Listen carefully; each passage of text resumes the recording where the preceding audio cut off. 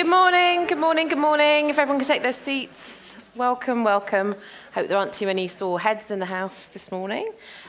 Before I start, I'd like to say a great big thank you to the sponsor of this session, Fourth Wall. The CMC depends upon the support of numerous sponsors to help create such a lively and varied conference, and we're particularly grateful to the Fourth Wall for their support this year. So welcome to this question time session for the Children's Media Conference 2024. I have a great and esteemed panel with me, and we're going to be taking questions from the floor. And I'd like to introduce to my left Ian Bundred, who is the Head of Public Policy for UK and Northern Europe for YouTube, Elizabeth Milovidov, Senior Corporate Counsel for Lego, Lucy Murphy, Director of Kids Content at Sky, Anjali Rawat, an author, Michael Rose, the joint CEO and co-founder of Magic Light Pictures. So thank you very much to our panel for taking part. And we will go to the first question if Jackie Edwards is here. There she is. Jackie, what's your question? Morning, panel. Nice to see everybody. My question is, there was an election last week. I don't know if anybody noticed, but there was. What's the first thing the new government should do to help the part of children's media that matters most to you? Ian, can we start with you, please? Thanks. Morning, everyone. Yeah, I did notice the election. It's obviously quite a busy time on YouTube, and thankfully we saw a really positive and constructive moment. I was lucky enough last night to meet a bunch of new Labour MPs, and it was very interesting. There's 400 of them. They're all slightly sort of excited and overwhelmed by the kind of sheer scale and the opportunity there. But what I was really struck by when I was speaking to a few of them was how much they want to get on and do things. And I think that's really exciting. I think that's a great opportunity for all of us. They were already fed up with the onboarding. They wanted to get into having substantive conversations and talk about what matters. And they wanted to deliver on the manifesto they'd had. And there's a lot of good stuff in that manifesto, particularly the creative industries offer that Thangam Debonnaire, unfortunately, didn't win, but Thangam put forward and will, I'm sure, be taken forward. I think from a YouTube perspective, some of the really exciting stuff there is around the work for freelancers and supporting the freelancer industry. And I think I'm really excited to see they can do more there. But I also think some of the stuff that, for example, Stephanie Peacock, who's just been announced as a junior minister, was talking about in the advance of the election, around supporting, doing some evidence based on what's happened to the children's media industry and looking at how we can take forward an evidence-based thing on what are the opportunities going forward and how it can be protected and thrive in the future, are things I hope they'll continue to deliver in government. Thank you. Elizabeth? Yes, good morning, everyone. You can hear by the American accent that I'm from a little bit further away. I did pay attention to the elections, and I also spent the past 29 years in France, so elections over there too, and American, November. So you can imagine election, that word kind of electrifies me in some sort of ways. And so I think that what the UK government, and actually I would say all of them, need to do is bring back some empathy and compassion and just human kindness. We have somehow forgotten these things in the past few years with the pandemic and just the hustle and bustle. And so I personally feel with my double nationality and now adopted country here, that we really have to get back to some of those basics. And I think that should be the first mission for the government. And then my own personal lane is everything with online safety. And I feel like we've been talking about digital literacy, education in schools, and I think we really need to just stop talking and actually make this happen. I worked at the Council of Europe a few years ago, and we actually created a digital citizenship handbook, an actual curriculum of trying to help member countries in the Council of Europe set up a program to help children and families really get what technology is and what it can do. And I think that is hugely, hugely important, that it's not just something that we check off, but that it becomes something that is so ingrained and instilled from the very beginning, including social intelligence, emotional intelligence for young people, starting as early as possible, because it was my son says he's a children's commissioner, and he's always talking about online safety, and he says that children are 20% of the population, but they're 100% of the future. And if we don't get this stuff right now, we are really missing a huge opportunity. Now, my last hat, I'll put that one on. That's the Lego Group hat. And at the Lego Group, really, children are at the heart of everything that we do. So I would just ask that the government, all three governments, do that, and they think about children, and they think about that as they represent, as they speak, as they are role models, to kind of watch what they're saying. How's that? That's 3 countries. Lucy. I've got quite a shopping list, but I think from a personal perspective, and I'm sure one shared by a lot of people in this room, what I would absolutely love to ask is that we reverse the cuts in arts education.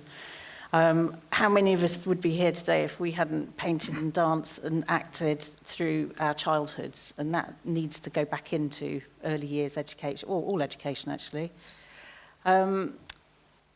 We're in a fortunate position now. We've got a globally competitive tax incentive for animation, film and television.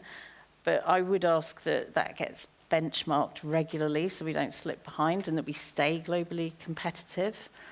And finally, can we have a contestable fund back, please? Anjali, thank you. I think as a children's author and going into hundreds of schools as I do, I think one of the main things is access. I think talking about, children being on a digital platform, etc. There are over 4 million children living in poverty. 1 million are in destitution, and those are just the numbers we know. Many of them don't have access to the platforms that we're talking about a lot of the times, and many of them don't have libraries in their schools. I go to so many schools, there's not even a library. I didn't know until Cressida Cowell, who wrote the How to Train Your Dragon series, when she campaigned last year as laureate for access to libraries for children. That's how basic it is. They're not legally protected in that way. So she was campaigning for libraries to be statutory in every single school. And it's not, but it is in every single prison. So, this absolute point of access, please don't forget the kids who don't have access to the smartphones, to the YouTube channels, to whatever. If they're completely cut off from the world of stories and don't have that physical space to go and access the things they need to, whether it's theatre, whether it's art, whether it's books, whatever it is, then we're going to lose a whole generations. We already are losing generations of future creatives. Yeah, and as someone, I'm the chair of World Book Day, and I completely agree with you, because if children haven't developed their ability to be literate by the time they're sort of 5 or 6, then their life chances are really considerably diminished. So thank you. Michael. Morning, everyone. I completely concur with many of the points just made, because I think, there is a crisis of childhood in this country, and I really hope this government takes it on and addresses it. As relates to children's media, we have a crisis in children's media, and I think it's been well discussed. But there is a tremendous drain of audience, especially over 8-year-olds, from the established platforms to YouTube, TikTok, and other new online places. And that has serious implications for how children's content, high-quality public service children's content, is going to be funded going forward, and also where it's going to be found. How are the children of today going to view good quality content? How will it be made available to them? Because it's important for childhood, it's important for their futures, that they see themselves on screen represented, that they see their lives represented, and that it's meaningful and it enriches them. So I think there's a whole menu of things around that, but I say, along with being producer, I'm also part of the Children's Media Foundation, though recently joined, so I take no credit for anything they do, but the CMF has been an amazing body in I think, raising the political debate and getting it onto the political agenda. And they've put forward a menu of possible ideas. Other organisations like Animation UK have done as well. And there are many ideas floating around. It needs the government, I think, to take up the cudgels and think about what policies we can really have that will make a difference. And as the first thing they should do is they should get Ofcom to immediately investigate the current state of children's media and look at these proposals. Thank you, Michael. On to the next question. David Levine, I think he's here. Hey, good morning. So there's been a lot of developments in terms of representation behind the screen with the Diamond reporting procedures, being able to track who's behind the screen, creating programming. What's the obligation in terms of in front of the screen, in terms of representation on screen? What are you all doing in terms of being able to increase representation on screen as well as behind the screen? Lucy, can I start with you on that? Yeah, absolutely. Well, at Sky we have very punchy targets for diversity and inclusion, and they're not nice to haves, they're what we expect. So if we're commissioning something, that we are expecting there to be diversity. But I think and representation of children and being able to see themselves on screen, there are so many aspects to this question. It's not just a one response. But I think in terms of, where we are as an industry, seeing real people is important. Seeing children's lives on screen and themselves reflected is incredibly important. It was brought up last night in the opening keynote that a lot of children's media is animation, and a lot of those animations are animals, so it's less easy to represent on-screen diversity, but we do make sure that voiceovers, etc., and actors are reflecting it. I think where we've got a problem in this industry is entry-level positions are really increasing now for a wider group of people. But making sure that different voices, different opinions, different viewpoints are brought into every single stage of a production, from the commissioning process to the people able to pitch, giving people access to digital education and skills so that they can actually bring projects. Bringing those entry-level positions, making sure that there's progression within our industry so that heads of department are also fairly reflected. All of those are things that there's a lot going on. We have an assistant commissioner scheme at Sky, so every genre has an assistant commissioner now from an underrepresented community. We have an awful lot of help available with amazing bodies like Screen Skills who are making sure that career progression is taken care of. But we need to also look at our own biases and unconscious biases and absolutely challenge them at every step of the process. Anjali, as an author, more broadly? It's really interesting that you mentioned animals on screen because within the book industry it's the same kind of thing. So there have been studies done by the Centre for Literacy for Primary Education which showed back in 2017 that children were likely to see animals 8 times more than they were ever to see themselves if you're black or Asian. And that figure is kind of improving. I think we're up to 30% representation right now. It's come out a huge push, but that's within fiction. Now, for some reason, there's been a kind of dropping on the non-fiction side, where hardly anyone from underrepresented communities are shown. And it does have a huge impact on children's capacity to dream themselves of being in that position, behind the screen, in front of the screen, whatever it is. And whenever I go into schools, I talk about the influences that I had as a kid. So mine, I'm very old, so it was She-Ra and He-Man and Teenage Mutant Ninja Turtles and, Inspector Gadget and Thundercats, and all the kids look at you like you're really, yeah, you're definitely born in the last century. But when I talk to them about it, I also mentioned that these characters, I didn't really care about them as such. I just cared about their messages. But Tintin is a huge thing for me, and he features in the first book I wrote, so I carry Snow with me wherever I go. And the reason why Tintin was so huge was it was the first ever kind of domain where I met a character that travelled around the world. And there were characters in the background that I could identify with. And I thought, okay, if they're in the background, then that means one day we can be in the front. And I have a lot of nods still in the audiences of the children I visit. So there is a massive push happening, but it's got to, as you say, happen at all levels.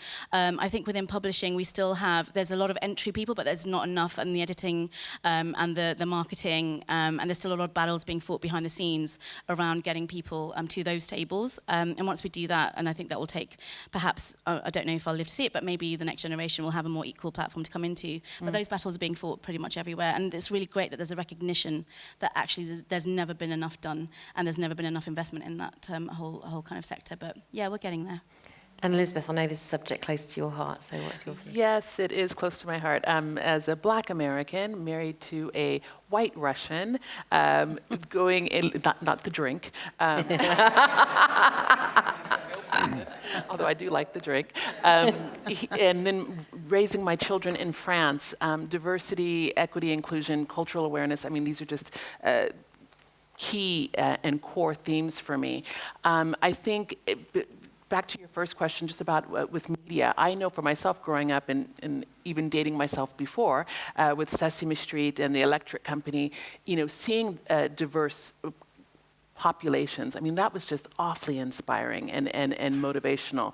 And I think that right now there's such a backlash when we hear diversity, equity, and inclusion, especially in the United States where they're removing some of the programs. I think we need to take the political eye away from it and just think about how do we want our children to grow up? How do we want them to have cultural awareness and global empathy and compassion for other people? I think these are some of the key things that we need to be thinking about. And again, whenever I talk about diversity, equity, and inclusion, I try to simplify it. And I say something like this. If you think of diversity as inviting me to the party, then inclusion is inviting me to dance, and equity is letting me choose the music. It's just that simple. And I think we can create things for children that are the exact same way, where they feel part of this global awareness. And I think that's something that we really need to keep our eye on. With respect to the Lego Group, because I do work for them, as Senior Corporate Counsel, I take care of games and metaverse. And with my digital child safety background and children's rights background, this means that everything that I see, I'm trying to look at it through that lens and make sure that we're thinking about accessibility, inclusion, children's best interests. And so I think that's something that we do walk the walk and we talk the talk, meaning that we have a responsible gaming framework, we have a review process. Granted, sometimes those designers and product leads are so excited they jump the gun and we have to kind of pull them back a little bit. But still, I think that the intent is always there. One last point that I would make with respect to diversity in media is that I find that there's not always a problem, as Lucy was mentioning about hiring. You know, I think that really companies are really trying to they're making good faith efforts at hiring and being more inclusive. The problem becomes promotion and retention. Mm-hmm. If you cannot keep your diverse work groups, then you have an issue, and you need to work on that a little bit more. I think that's all I'll say about that. That's very good, and I will be thinking about parties and dancing. Please, and parties music. and dancing. I think that's a brilliant analogy. Thank you. On to our next question, which Helen Howells. Good morning, everybody. I think we all know that there doesn't really seem to be a lot of money in our industry at the moment. There's been a spate of global layoffs quite recently. And producers like myself are really struggling. We're really, really struggling. You know, we've kept our heads above water for a number of years, but only just. So I guess my question to you is, what does the future hold for us? And really, we talk about these new financial models, but what sort of financial models can work for us? Because tax credits and small commission fees are not going to cut it. And co-productions are difficult to put together. Thank you. So, Ian, I'm going to go to you and YouTube first. Oh, great. I think. Surprise. Well, you said you weren't going to ask me that. Yeah, I mean, we hear all the time how hard it is for the children's media industry, but I would say on YouTube we're seeing massive growth in appetite and in revenue for the sector. I think there is a real goal there for us to help you find both incremental and significant revenue streams. Of course, you know, we're not a commissioner of content. Our model is different. Our model actually really helps with diversity, I think, because what we see is a massive appetite, both in the UK but also global audiences, to see different voices from outside the M25, real authentic stories, people telling their passions. And I think the more that we can bring children's content to the world as an exporter of great British content, we can be optimistic, and we're seeing that revenue sharing model be really, really attractive. I do recognise, though, for many in this room who have the classic commissioning model, that is tricky. And I hear what you said earlier, Mike, about the challenges of audiences moving over there. We want to work in partnership, and I think we're quite optimistic about the future. But of course, I realise that it's a challenging time for everyone.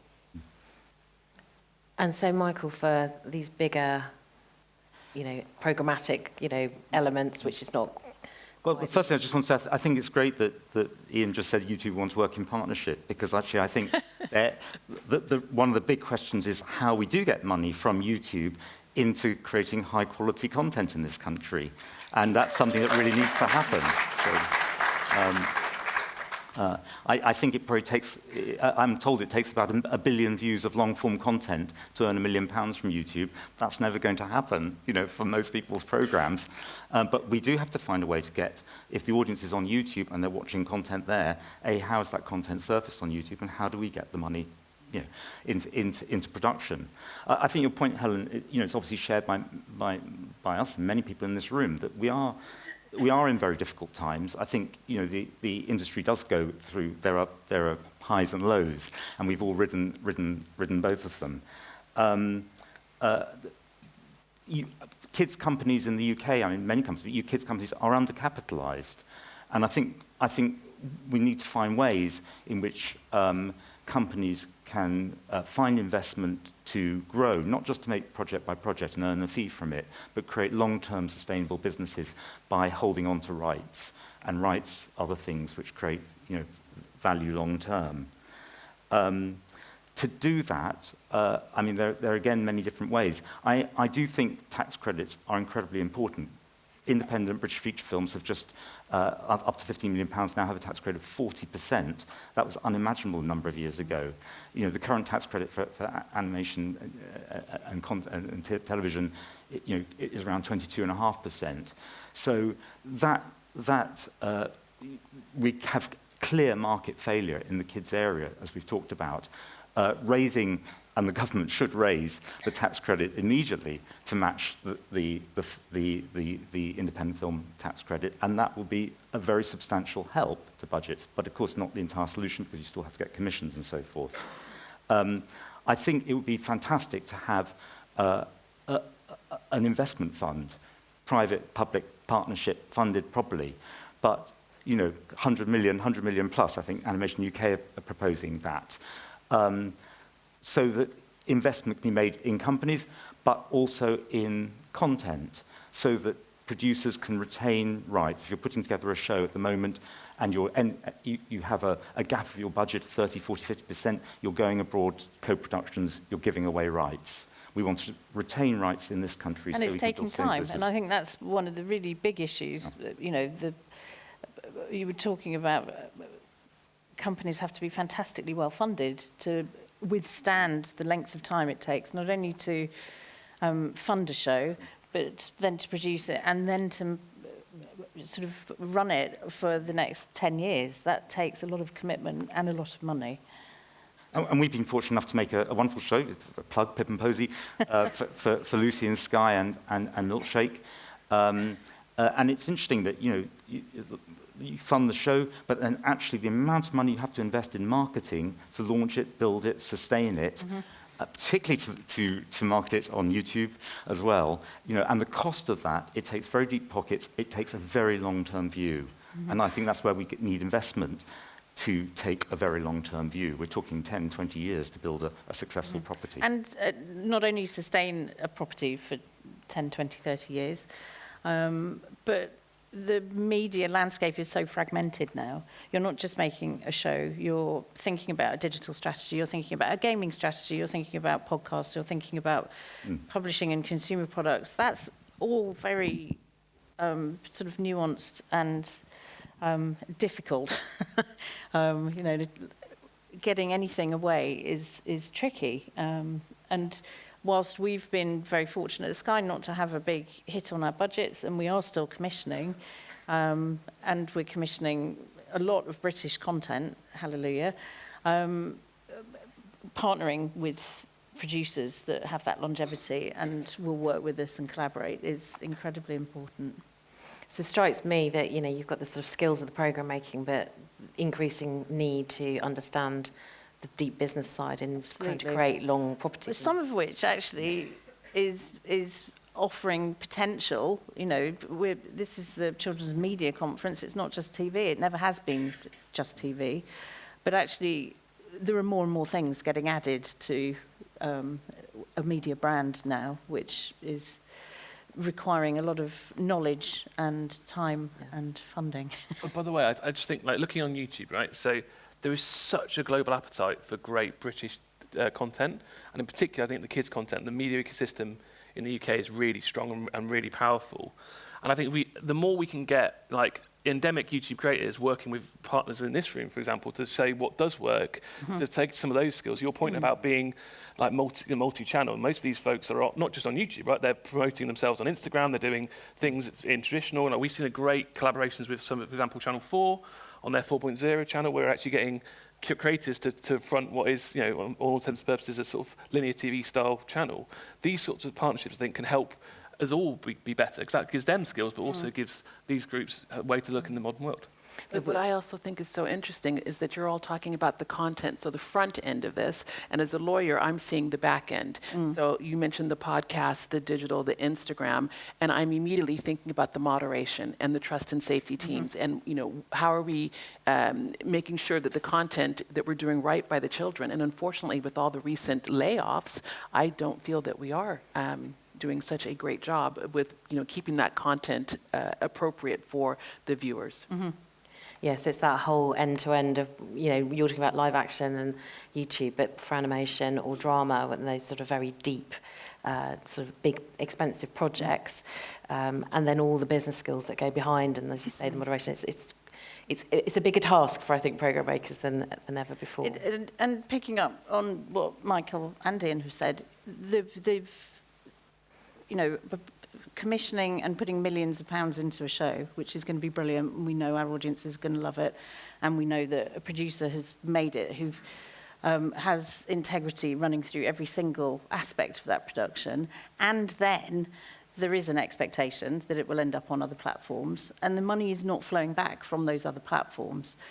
So I think the situation that producers often find themselves in terms of retaining enough rights, which we're very, you know, supportive of, and we are putting millions as a traditional broadcaster, and then other platforms are getting a lot of content, that money circulation it's something we need to address.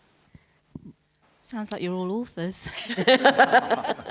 Yeah, authors don't get much money. That's kind of author's job now. It's like you don't have to just write the book. You have to promote it yourself, get yourself on different platforms. You're not seeing anyone even coming from any of that. And then somehow continue producing. But yeah. But you're entirely right, because the days when you made a show and then the broadcaster did all the promotions on those are over. As a producer, you have to do all those things. You have to be front and centre, getting your work seen and out and about as well. Yeah, but to go to Lisa's point, the money flows, it's quite lopsided, very. It's unbalanced at the moment. Thank you. Let's go to our next question. Japheth Asher. Not a long question, Japheth. Not a long question. You shouldn't have asked me. Well, it's a good segue, because I wanted to talk about online safety. You know, we've been through a very long process of the Online Safety Bill becoming the Online Safety Act.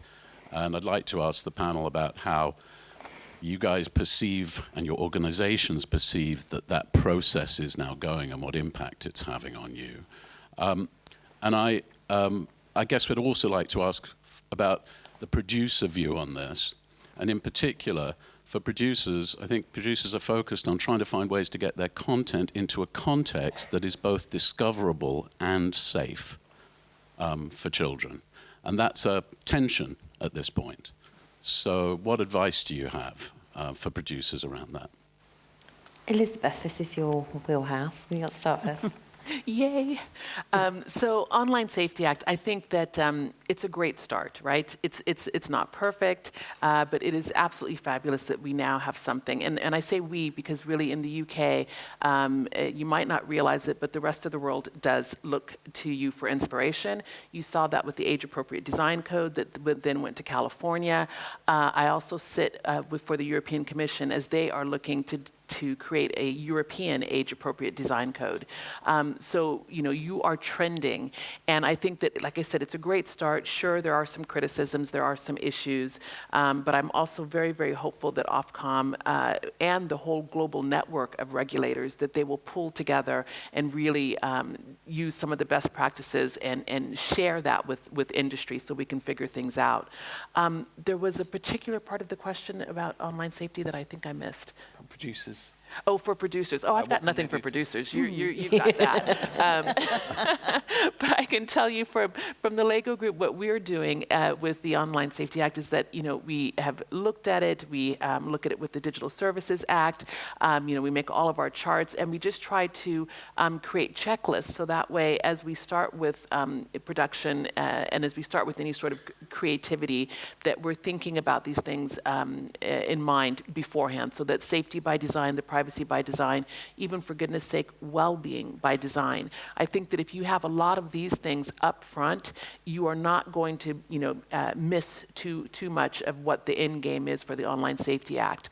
One of the best resources that I have seen has come from the Digital Futures Commission, and I would say for producers and any sort of content creators to go there. It was produced with Forthright Foundation, Sonia Livingston and Beeben Kidron, and just lovely little set out with prompts of questions about the content that you are creating. Yes, it's mostly digital, but still you can use it for physical as well. Another great resource is something that we at the LEGO Group did with UNICEF, funded by the LEGO Foundation, and that was it's called the Right Tech Project, Responsible Innovation in Technology for Children. And there we focused on digital well-being. Again, I think an easy win that ticks many of the boxes for the Online Safety Act, where we consciously researched, and in fact, I don't know if she's here, but Dr. Fiona Scott, University of Sheffield, whoop, whoop, she also did some research for us and really came up with 8 criteria that, that children can actually feel good and thrive after watching media, after engaging with games. And I think it's starting with these types of best practices and checklists that we can really nail what is the true core of the Online Safety Act. Ian, this must be front and centre for you. Yeah, absolutely. It's huge for us. But I think we're now moving towards the compliance phase. But I think most important is the fact that the Online Safety Act is here. As Elizabeth said, it's being followed. We've seen the Digital Services Act in Europe, but also in the US, places like Canada and Australia. I wish it hadn't taken 7 years, I think, from the start to it actually being passed. But we're now in the nitty-gritty phase of actually getting those codes and all that kind of stuff. And I do hear frustration from partners that it's taken so long, and particularly the Ofcom process on child safety codes, for example, has taken a while. That bit is the necessary bit to take long. I wish Parliament had been faster. Where we're at now, I think, is really good, because what we're going to come out of it, I think, and I'm very optimistic about this actually, because I think Ofcom are a great regulator who are doing some really important thing, is we're going to have a lot safer online spaces. And that means that platforms like ours will need to make changes, will need to improve. We like to, we think a lot about this at a global level and at a local level. Last year we published our own youth principles, which talked about having age-appropriate experiences and all these things. We're trying to drive up standards, but Ofcom will be doing that front and centre. And I think actually we'll be pleasantly surprised of where we are in a 5 to 10 year window, whilst also being perhaps frustrated in a 5 to 10 month window, should we say. And I think that's the challenge that we face right now as we're getting through that nitty-gritty piece. In terms of advice, some great, I was writing down some of those notes about some of those resources. I do think, I've studied that bill and those codes closely. There's too many pages of Ofcom guidance at the moment. 1,036. There was 1,600 in the first wave. There was 1,300 in the second wave, and there's still a third wave to come. And there's just draft. It's long, but I think for those people in this room who are dedicated, all of you, who are dedicated to quality content, you've got nothing to fear here. I mean, ultimately, this is about driving up standards for platforms to think about content moderation, to invest in those pieces, to keep children safe, to drive age-appropriate experiences, to also take sets a higher bar for certain, like, controversial content areas or areas where we've seen real-world harm, such as suicide and self-harm or bullying.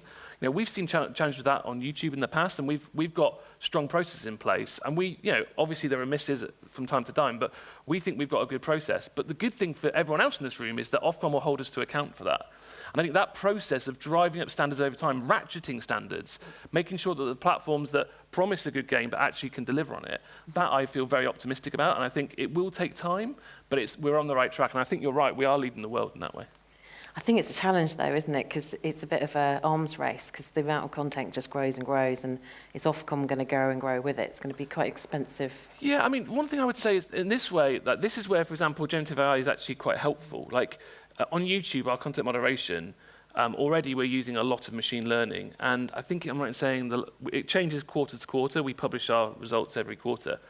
Something like 96% of the videos we take down on YouTube were first identified by a machine. So we're able to get that at scale.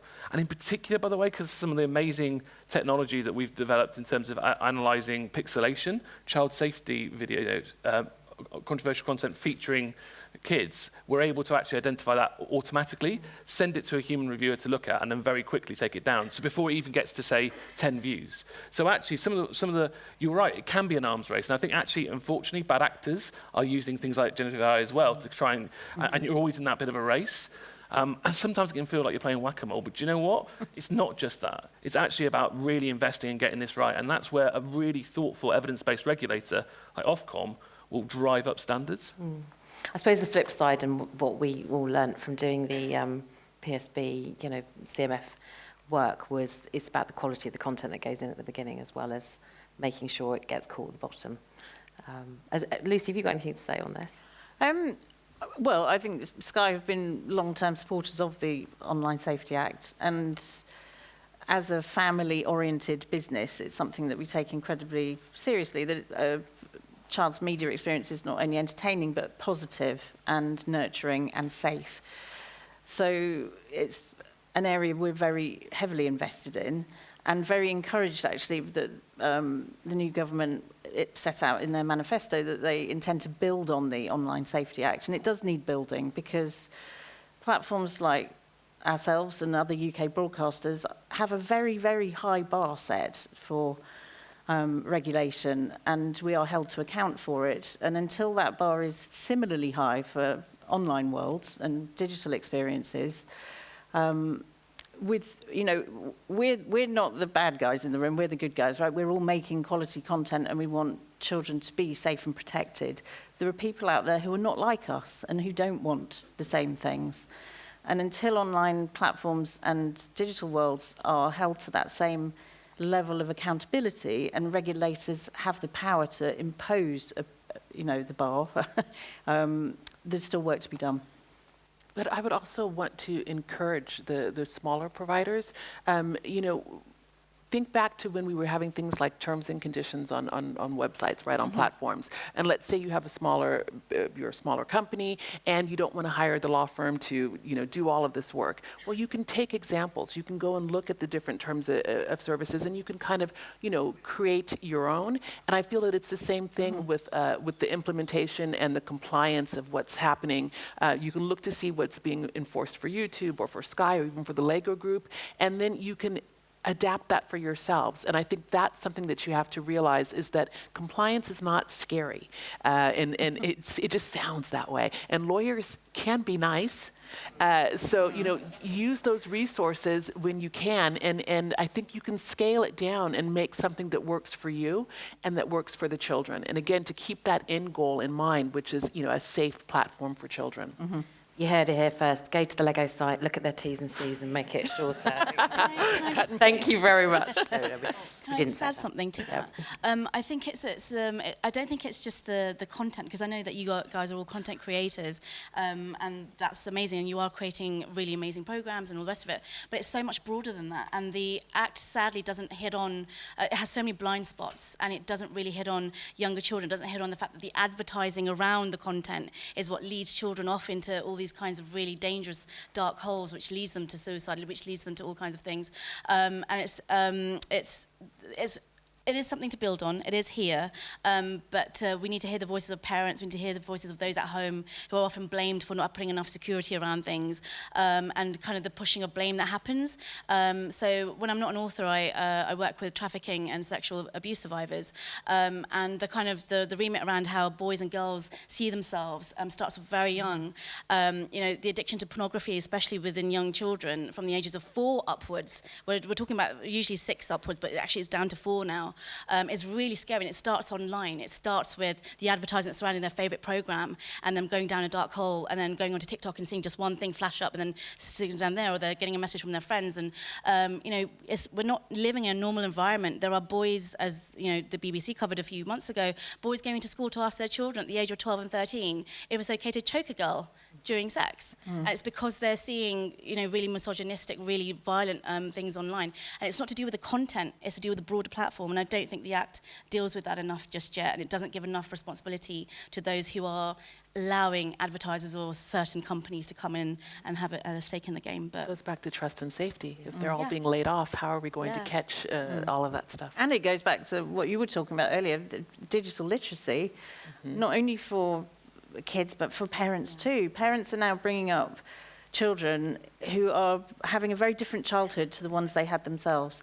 Most parents would be appalled to hear of the volume of pornography or material that their children were watching online, because they didn't do it themselves. They weren't necessarily given access in the same way that children are now. So that digital literacy for parents and children is really important. This is what we were talking about earlier. Lucy, sorry, Ian. This is what we were talking about earlier, saying that families, if they just talk, they're having dinner and talking with when I say families, however the composition, just talking to find out, how was your day? How was your online day?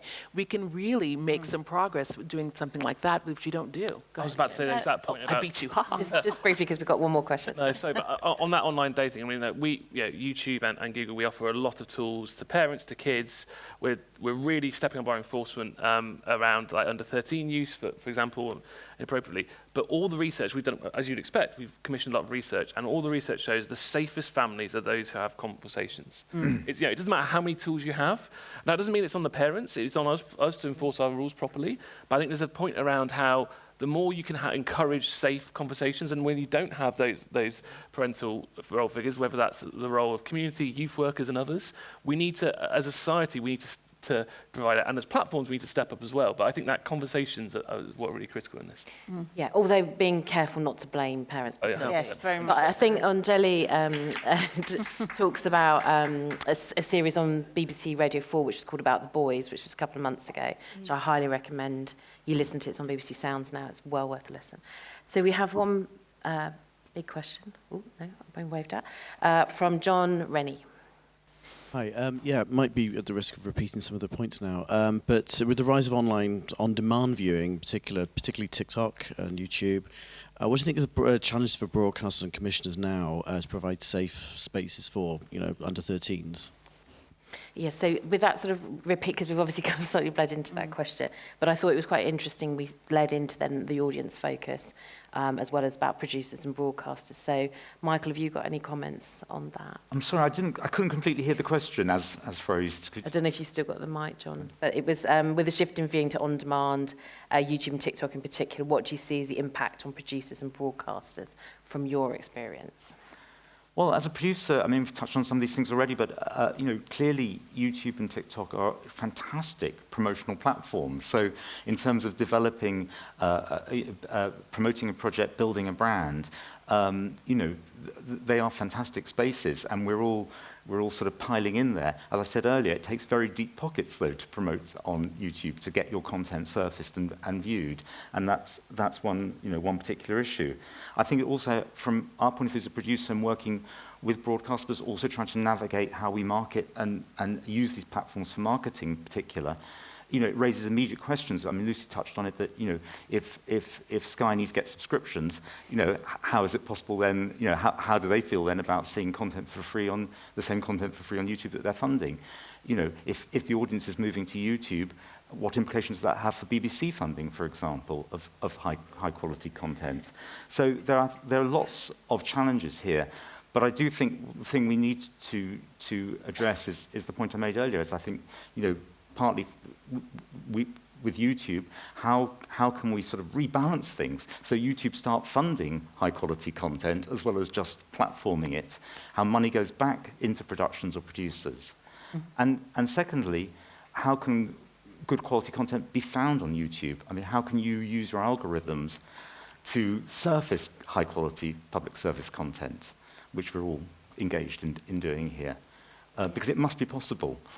I mean, I think it is possible, and it is what's happening right now. I mean, one thing to say is, you mentioned the point around marketing. I mean, it's worth saying, because I know a lot of other platforms operate differently, but for YouTube, it's organic. It's an organic platform. It doesn't matter how much you spend on advertising in terms of what goes. What we are trying to do is our recommendation systems are driven to find the right content for the audience. It's not about actually who produced it. It's about what the audience is looking for. And we see brilliant both public service content and just good quality content performing really well. And you mentioned earlier that how hard it gets to 1 million. It doesn't quite work the way you were talking about. I can see it as a rule of thumb, perhaps. But we've got amazing, really successful children's media partners making 7, 8, 9-figure, tens of millions of pounds here in the UK from YouTube, right? So and the reason they're doing that is actually because we're a massive global platform.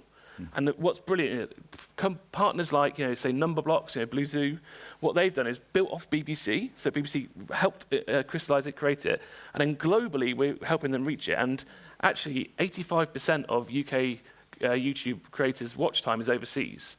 So what we're able to do is, with the rights management, and again, has to work in partnership with your original commissioners, we can help you monetize to a global audience. And particularly when you go to places like US, where the advertising market is so popular, you get, the majority of the revenue from those advertising is served onto you. So you've got the whole of Google sales marketing for you to that global audience. Now, we've got to get the rights agreements correct, and we've got to make sure that the content you're going is being surfaced. But things like YouTube Kids, right, which is a fantastic product that's been really successful over years, incredible number of, I think we've got something like 5 million accounts here in the UK, for example. Lots of people watching that on a regular basis, on a weekly basis, and a daily basis. We use our good quality principles to make sure that it's quality partners only on the platform itself, but also we're surfacing things like being a good person, principle around interaction with real-world issues, principles around learning and inspiring curiosity. That's the content that we're surfacing highly. It doesn't matter whether it's a PSB or not, but of course, no secret here, a lot of the PSB content is that good quality content. And that's why we're driving forward a piece. And I am optimistic about how this can work, but I totally hear that in the challenging environment we're in right now, it feels like a desperate need. So when we've got like a mass platform and then we've got high quality content, it's difficult for the producers to make money. Lucy, as a broadcaster, where these new platforms are perhaps eating? I think, we went against the grain and launched a linear channel for younger kids last year.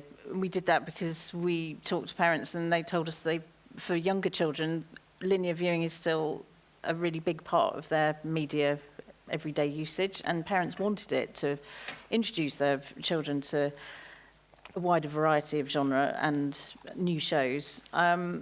In terms of older children, yes, it's undeniable that shift has happened. We've chosen to tackle that. I'll give you one example from our news show, which was a linear and an on-demand offering. We've now completely redesigned that so that we're still making weekly news and current affairs for children aged 11 to 16.